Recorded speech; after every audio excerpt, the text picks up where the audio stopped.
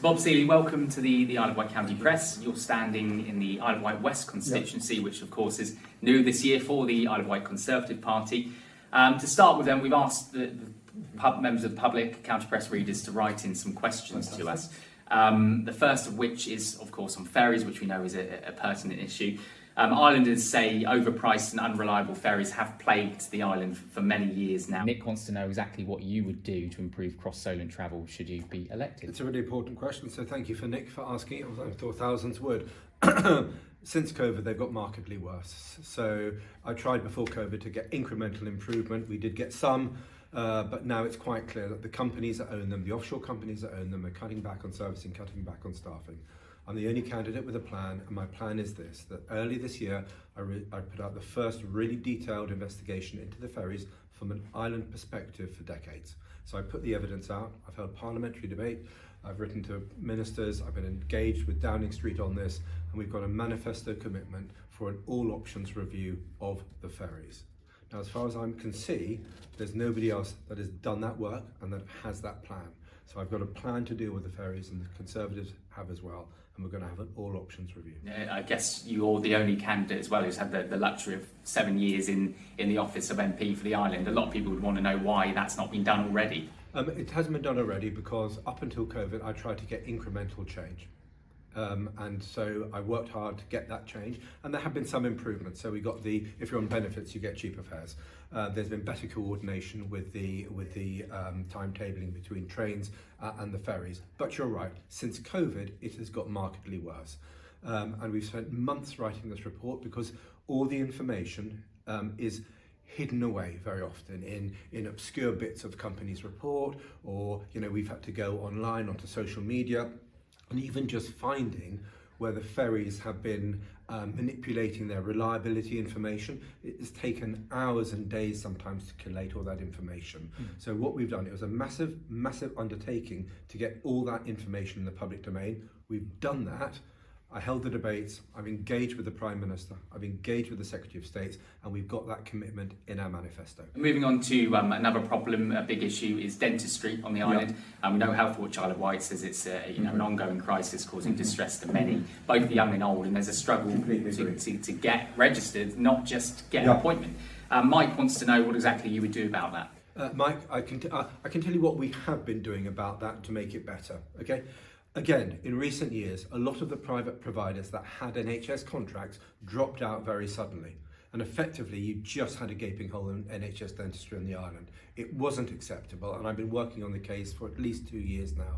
And what we've done again is the following. Firstly, we've made sure that there's a dental bus that comes to the island, and that's specifically treating children who need it.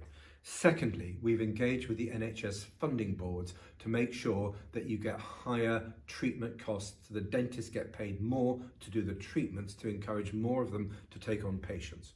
Thirdly, we're getting NHS dentists, or we're getting new NHS dentists coming on stream. And fourthly, we're going to be getting a new dental school in Portsmouth, because we know where you train, you're more likely to stay. So we are fixing this problem now, but Mike's absolutely right, it is a problem, and I'm sorry about it, but we're on the case. Okay, and moving on to another issue, storm overflows, sewage discharges.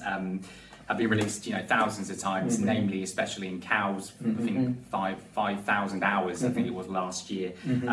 Michael wants to know how you would hold Southern Water to account, and what you would do to stop pollution, not just in the seas, but in rivers and estuaries as well. Another really good question. Okay, we are holding them to account because there are now unlimited fines on the water companies brought in by this Conservative government.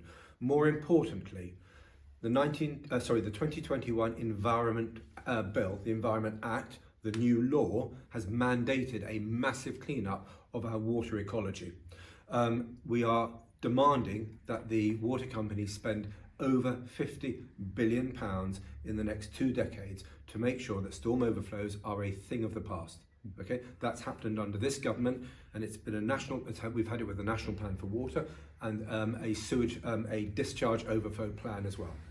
Not only that, but on the Isle of Wight, Ollie, as importantly, we've got Southern Water to make the island an example of best case. So the water butt schemes, the improvements to Sandown, the improvements to the system across the island, we are a model of what better water supply and better water ecology is going to look like, and it's happening on the island first with £230 million of investment from Southern Water. Energy bills, we know that they're £400 higher than they were, say, 3 years ago. The price cap's obviously going down in July, but it's still obviously a big issue. How would you support islanders in the cost of living crisis? Okay, the government supported our country, including folks on the island, massively. We have, in the last 5 years, we have spent £400 billion more than we thought we were going to have to spend, getting us through COVID because people couldn't go hungry, and getting us through the energy crisis caused by Putin's invasion of Ukraine, which then sparked massive inflation in energy bills.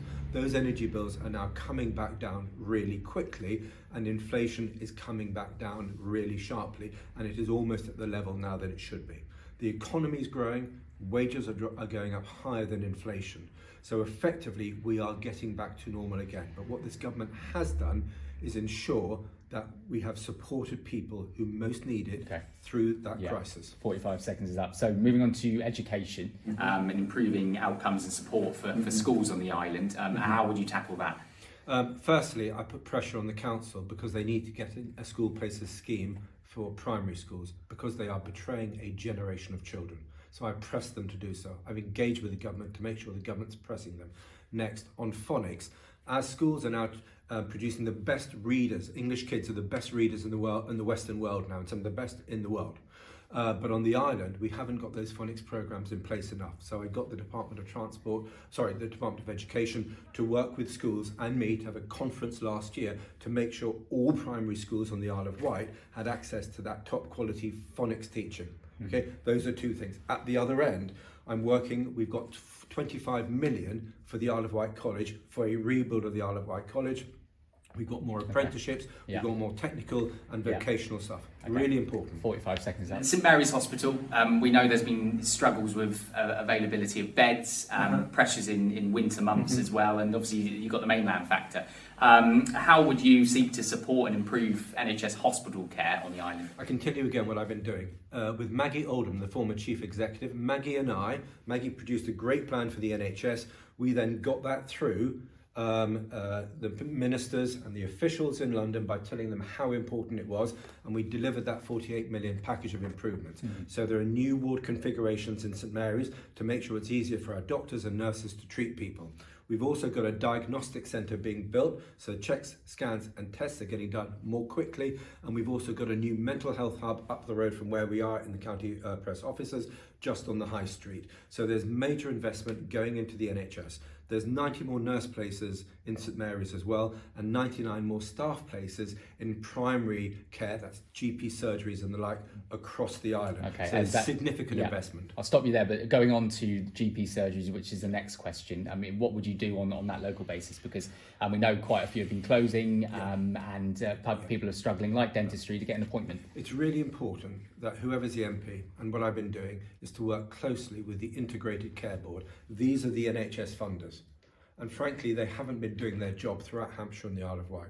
And so we have been pressing them to raise their game and to do a better job. But it's working with these people to make sure that when new GPs, and there's more GPs in training than ever before in our history, and we've had 38,000 more GPs in the NHS since 2010, but we're battling all the time to keep up with the increasing needs of healthcare, is to make sure you work with people like the funding board to make sure that when those GPs come online, we get that attractive package that makes them want to come to the Isle of Wight. And moving on to crime, we know that ASBs and stop and search, dispersal orders, bobbies on beat, crime levels, all key policing concerns here on the island. Working alongside PCC, obviously Donna Jones, how would you set and achieve goals in those areas? I can tell you what we've done. Crime levels are at a historic low. Donna has done a great job as Police and Crime Commissioner. I've worked with her. We've got more police and we've got safer streets. We've got 30 extra cops on the Isle of Wight.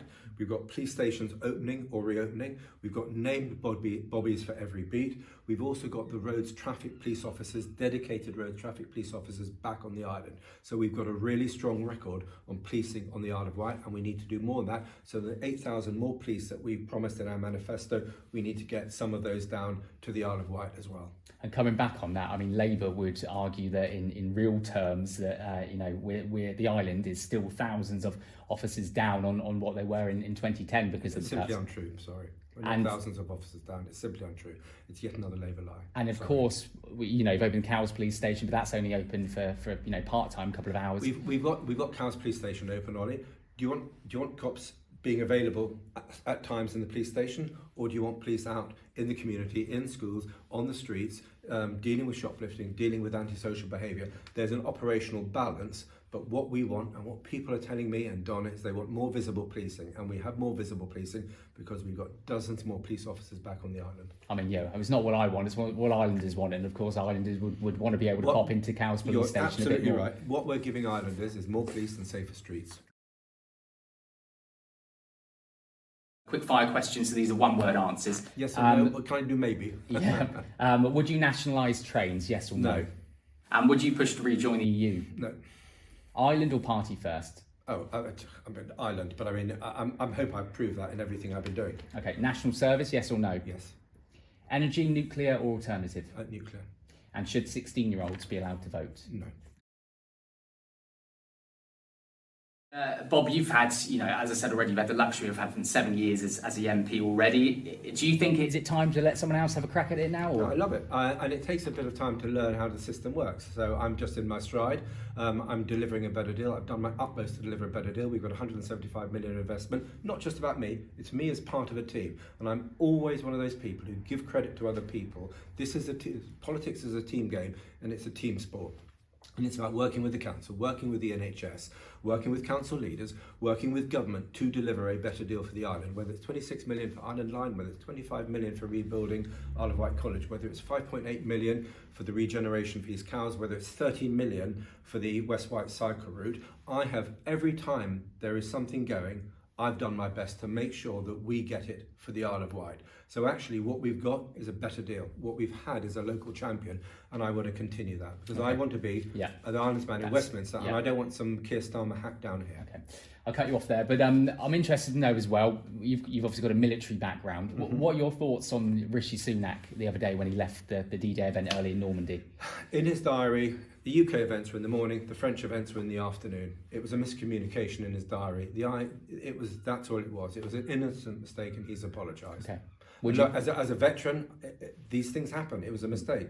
I don't have a problem with that. And by the way, I served in Afghan, Iraq, Libya, and the ISIS campaigns. If anyone's offended, it should be me, and I'm not. He did the UK events. He spent a great deal of time with the UK veterans. He thought it was a French event in the afternoon, and so he went. He was in the middle of an election campaign. It was an innocent mistake, and I do think it's been overblown by a bunch of people who don't even care about our armed forces very often. Okay. So let's put this in perspective. Yeah. And would you have left early if you were in his shoes? If somebody had said in your diary, you don't need to be there that afternoon, I wouldn't have been. But it was clearly a mistake in his diary. And actually, if it said more D-Day events in the afternoon, of course you'd stay. But that's what it didn't say that in his diary. I think one can blow this out of proportion. I wasn't offended by it. And look, I lost my granddad in World War II. My granddad lost his cousins in World War I. I come from a service family. These things, it was an innocent mistake, and I think it's been cynically manipulated by opposition political parties, none of whom, frankly, have our record on veterans, and none of whom, frankly, have our record on defence. So I take with a huge pinch of salt anyone, apart from veterans, anyone who criticises that. As MP, what would your first 3 top priorities be should you be elected? To carry on getting a better deal for the island. Okay, what does that mean in terms of, because it's easy to say deal, but what does that look like? You're right. We got 20 million of a town's fund for Ryde. I want to get a 20 million town's fund for Newport. I want to drive more apprenticeships. I've just been at Rheinmetall up the road in one of the industrial estates in North Newport, and they're taking on more apprentices. And I want to drive the apprenticeship schemes around the island. So yesterday I was talking to a company that is taking on more apprentices. Everywhere we've got this fantastic growing apprentice culture, and we need to drive that as well. We need to do more with that.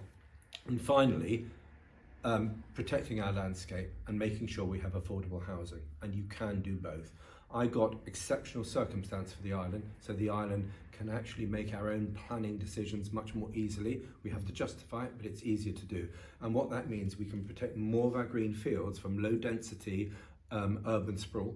We can cut that right down, but we can do more in town to protect and build affordable housing for young islanders. Okay. I'll cut you off there, but next question: if the other MP Elected for the other I constituency, will of work course. with whoever I can to get a better deal for the Even island. if it's not Joe Robertson, Conservatives? Of course. Look, I have a great record of working with anyone in the council from whatever colour. I will work with them. And you ask most Alliance councillors, have I worked with them, and they'll say yes. So it's all about getting a better deal for the island. Okay. So if you've got some sort of partisan party hack, no, it's going to be difficult to work with them.